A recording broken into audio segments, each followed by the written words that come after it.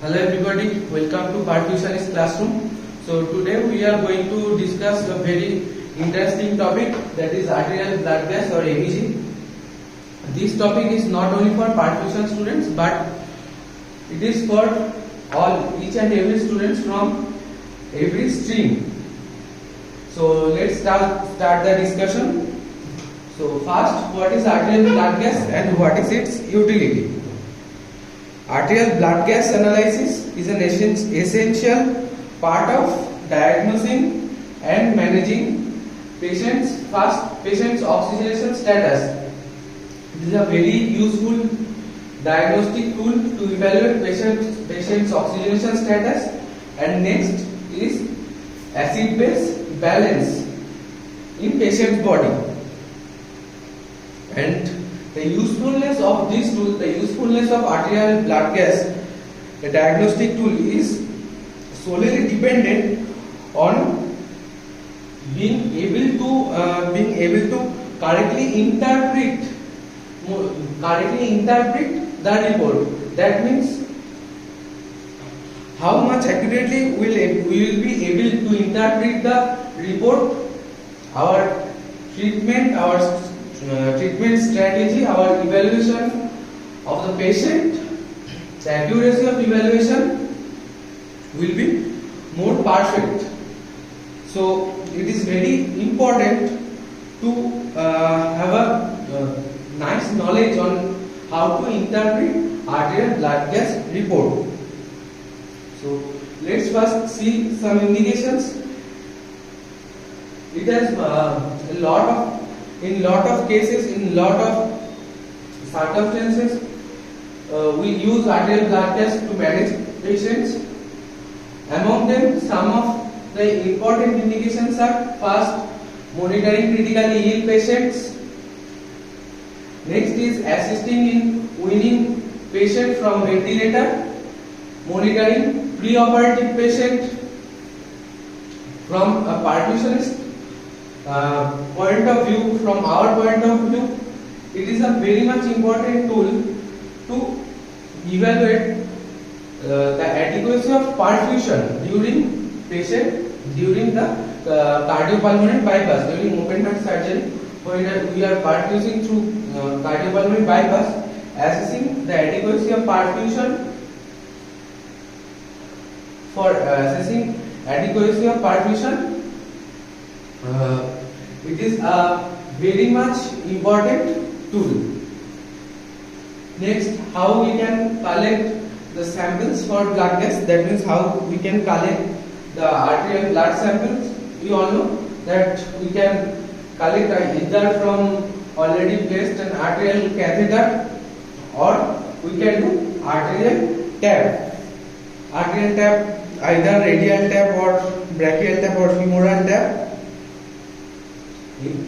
During CPB, we collect the arterial blood from the oxygenator outlet through manifold.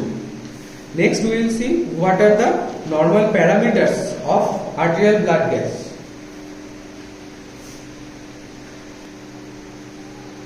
Before discussing the normal parameters of arterial blood gas, let's discuss some precautions about how to collect or how to handle the sample, because collection and handling of sample is also very important to get proper result of the analysis. So what are the precautions?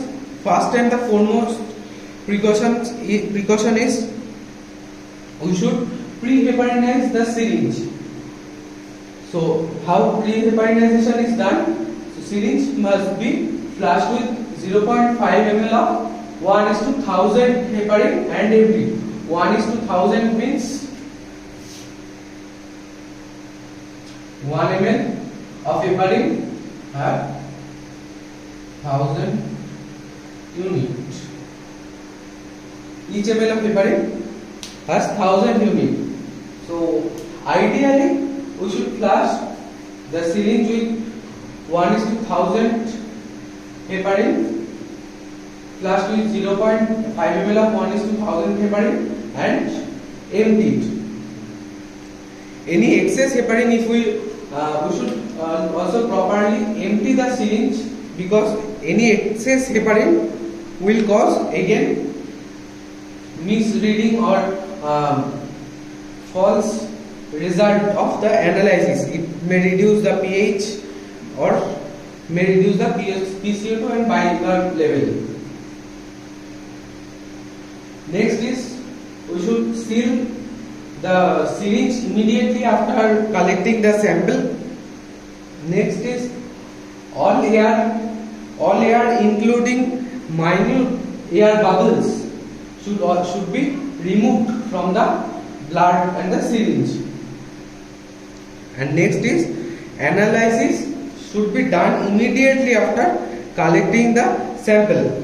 If not possible, if by chance immediate analysis is not possible, then the syringe must be preserved in ice and in a moving state, not in static way. That means we should keep moving the syringe like that, or like anyhow we should keep moving the syringe, and the syringe should be preserved in the ice. Ideally, glass syringe is preferred over plastic syringe, but it is in day-to-day practice it is usually not followed, and it usually does not affect the result in excessive manner. So usually we do it through the plastic syringe, because glass syringe is also costlier. And next and the last is, blood should be properly mixed with the anticoagulant. Usually what we do after collecting the blood, we usually mix the blood with the anticoagulant by two techniques. First, we hold this syringe like that and shake it in this manner, and second is up down in this manner. So anticoagulant should properly mix with the blood. Now, from our point of view, in case of open heart surgery, when the patient is in CPP, then pre-heparinization and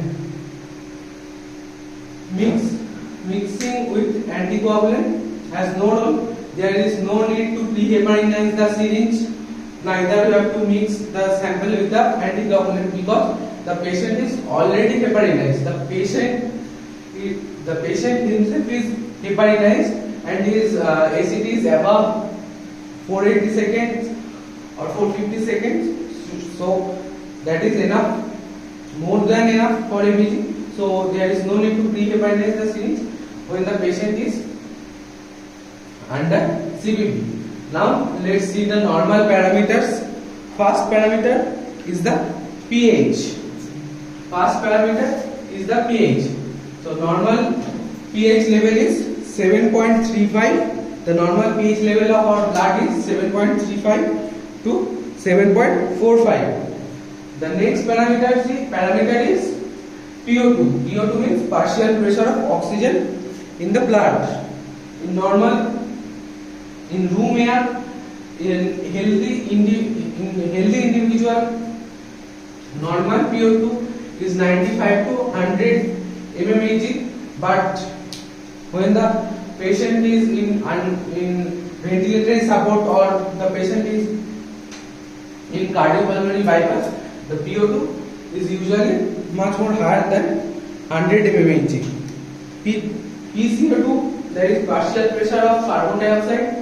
It ranges from 35 to 45 mmHg, and this is constant for all situations. This must be constant, otherwise we have to diagnose there is any abnormality. Next is bicarbonate. The level of bicarbonate is usually 24 to 26 milliequivalent per liter.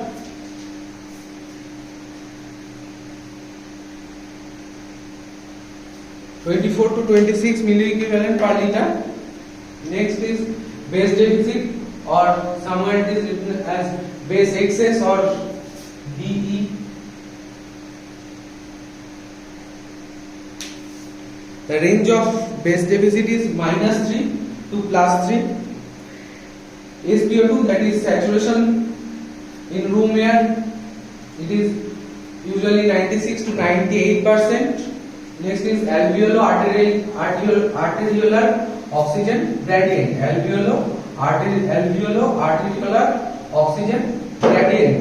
This is the normal range of this is 5 to 25 mmHg.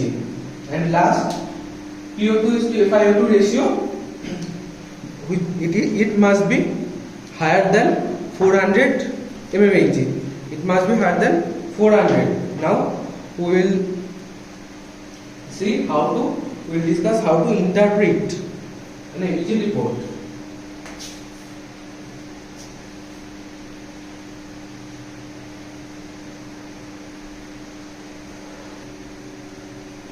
So first step of interpretation of MEG is to check the consistency of MEG. That means the report we have generated, the report we have got, we have to check if the report is correct or not. How to check the consistency of an MEG report? It is done by modified Henderson equation. It is done by modified Henderson equation, which states concentration of hydrogen ion into concentration of bicarbonate ion whole divided by partial pressure of carbon dioxide equals to or near equals to 24. Now we will get concentration of bicarbonate ion from the MEG report. We will get the PCO2 also from the MEG report. Now how to get this component, that is the concentration of hydrogen ion. Now concentration of hydrogen ion is calculated through this formula, which is concentration of hydrogen ion equals to 80 minus 2 digits after the decimal point of pH. Means সোজা বাংলায় বলতে গেলে কি hydrogen আয়নের concentration আমরা calculate করি 80 থেকে pH এর দশমিকের পর যে দুটো ডিজিট রয়েছে সেই দুটো ডিজিটকে 80 থেকে মাইনাস করে। So as for example, take if pH equals to 7.40, then what will be the concentration of hydrogen ion?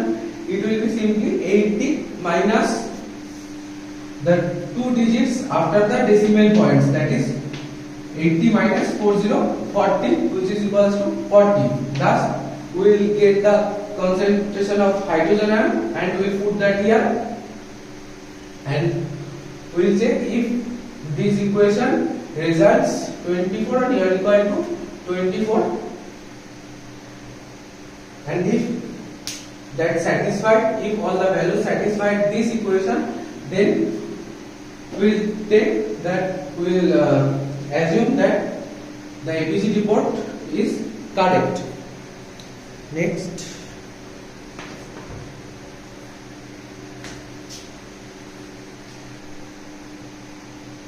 first from MEG report we will assess the oxygenation status. As earlier we have discussed in utility of MEG, first is we can assess patient's oxygenation status from MEG report. So how to assess oxygenation status? First we will see the level of PO2 and PCO2. So there can be two probabilities. First, PO2 can be increased, and if with increase in PO2 there is decrease in PCO2, that means hyperventilation. That means patient is hyperventilated.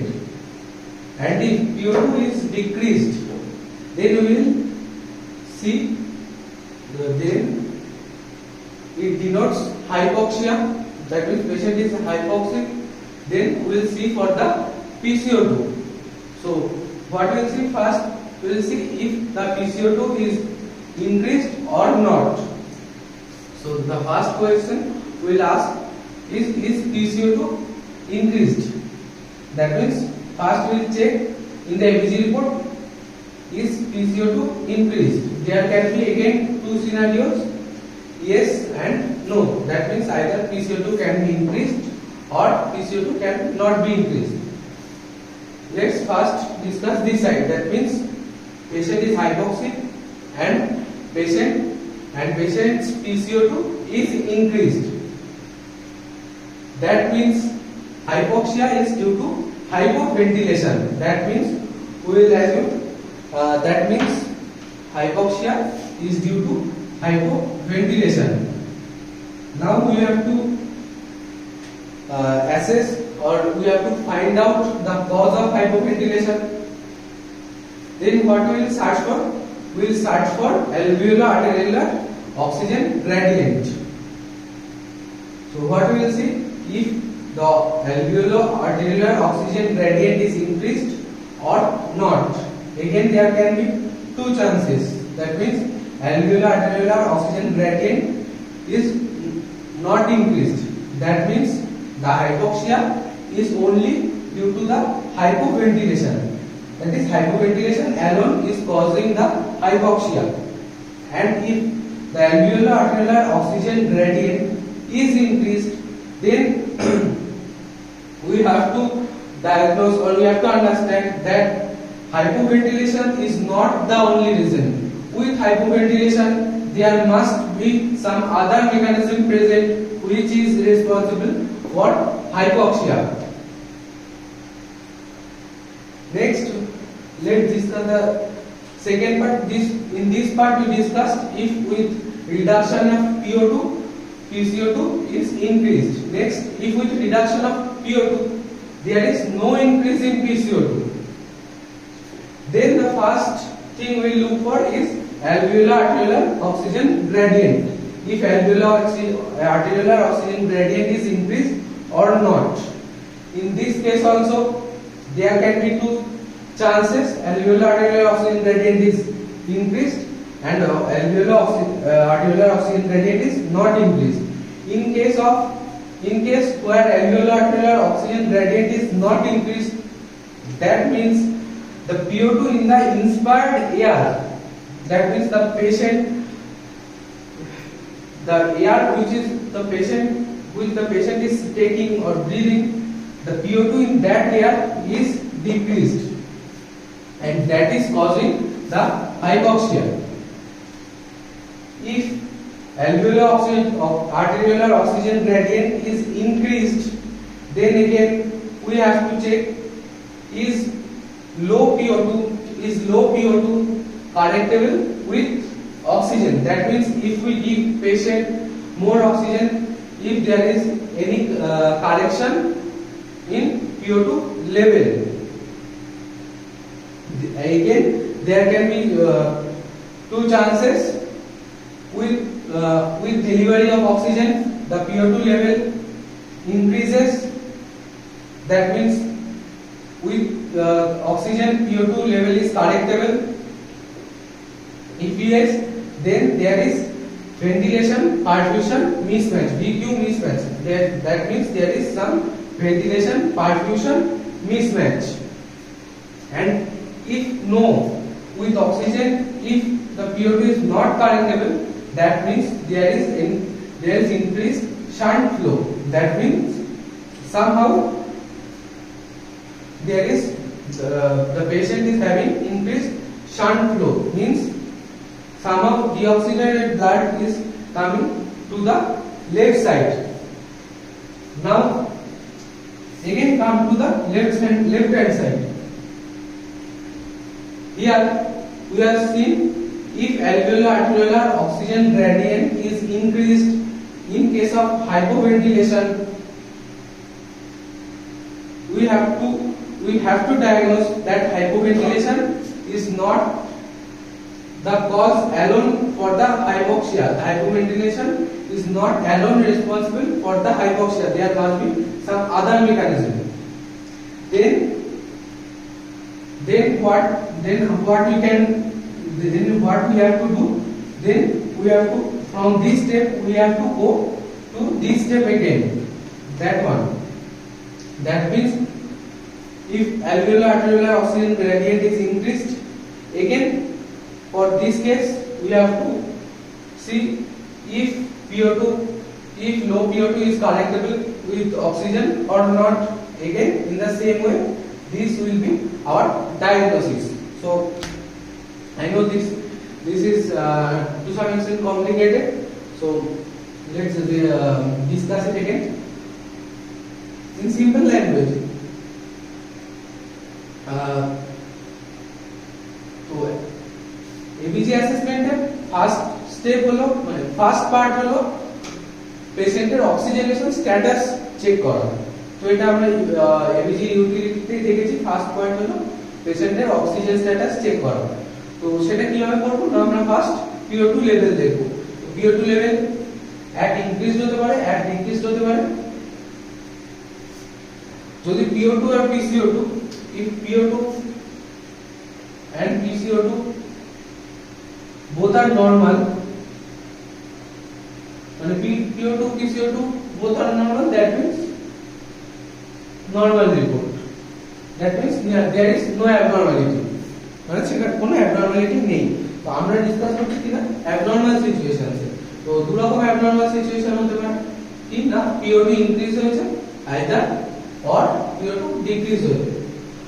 তো with increase in PO2 এটা কি denote করে না hyper ventilation, মানে patient hyper ventilated হচ্ছে, মানে বেশি পরিমাণ অক্সিজেন যাচ্ছে পেশেন্টের বডিতে।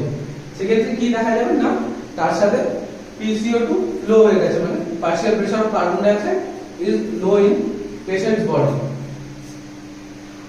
আর সেকেন্ড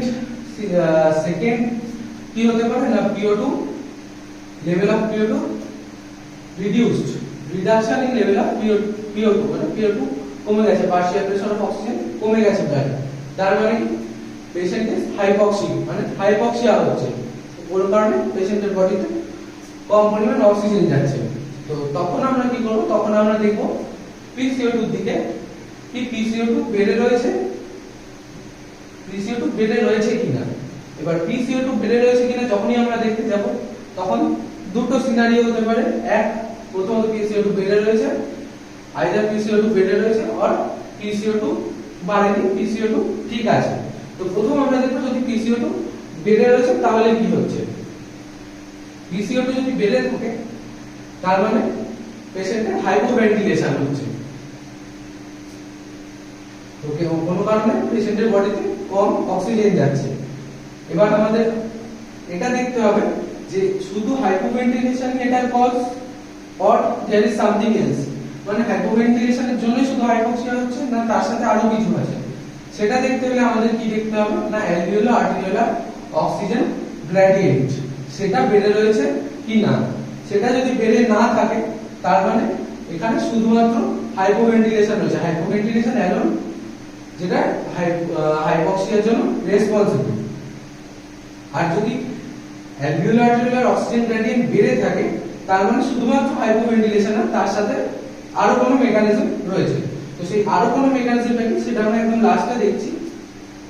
তার আগে আমরা দেখে নিই যদি PCO2 নরমাল থাকে, যদি PO2 ডিক্রিজ PO2 সাথে যদি PCO2 লেভেল নরমাল থাকে তখন আমরা কিভাবে ইন্টারপ্রিট করব। তখন আমরা প্রথমেই দেখব যে অ্যালভিওলার আর্টেরিওলার অক্সিজেন গ্রেডিয়েন্ট এটা বেড়ে আছে কিনা। যদি বেড়ে থাকে তার মানে যদি বেড়ে থাকে তাহলে আমরা কি দেখব না পেশেন্টকে অক্সিজেন দিয়ে এই যে লো PO2 লেভেল সেটা কারেক্ট করা যাচ্ছে কিনা, মানে আমরা আরো বেশি পরিমাণ অক্সিজেন ডেলিভার করব, FiO2 বাড়াবো, FiO2 বাড়াবো, তো দেখব পেশেন্টের PO2 ইমপ্রুভ করছে কিনা। যদি পেশেন্টের PO2 ইমপ্রুভ করে তার মানে কি না পেশেন্টের কোন কারণে ভেন্টিলেশন পারফিউশন মিসম্যাচ হয়েছিল। তো এটা এখানেই শেষ। এবার যদি দেখা যায় যে অক্সিজেন ডেলিভারি করে বেশি অক্সিজেন ডেলিভারি করে PO2 লেভেল কারেক্ট করা যাচ্ছে না, তখন তাহলে কি বুঝতে হবে না there is shunt flow, increase shunt flow. তার মানে কি কোনোভাবে ডিঅক্সিজেনেটেড ব্লাড রাইট সাইডের সার্কুলেশন থেকে লেফট সাইডের সার্কুলেশনে আসছে।